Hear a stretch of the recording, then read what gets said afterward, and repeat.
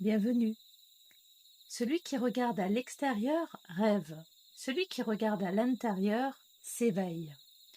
Cette phrase de Carl Gustav Jung me revient pour la question aujourd'hui.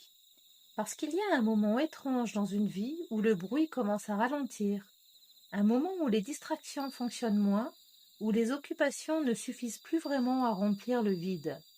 Et souvent, ce moment fait peur. La peur naît en toi lorsque le vide commence à apparaître. Quelle peur? Pour répondre à cette question, aujourd'hui c'est le roi de denier inversé qui s'est présenté. Cette lame parle d'un monde intérieur qui commence à vaciller, comme si les sécurités habituelles ne suffisaient plus à rassurer complètement.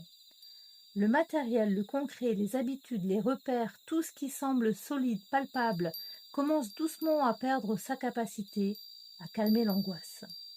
Et ce qui m'a frappé sur cette lame, c'est cette sensation de renversement, comme si mon roi avait les pieds à la place de la tête et que le monde intérieur perdait soudain son axe habituel. Parce que le vide fait parfois naître une peur très profonde, celle de perdre le contrôle, de ne plus savoir qui l'on est, de ne plus réussir à se définir à travers ce que l'on possède, ce que l'on maîtrise ou ce que l'on montre. Mais cette carte vient aussi murmurer quelque chose d'important.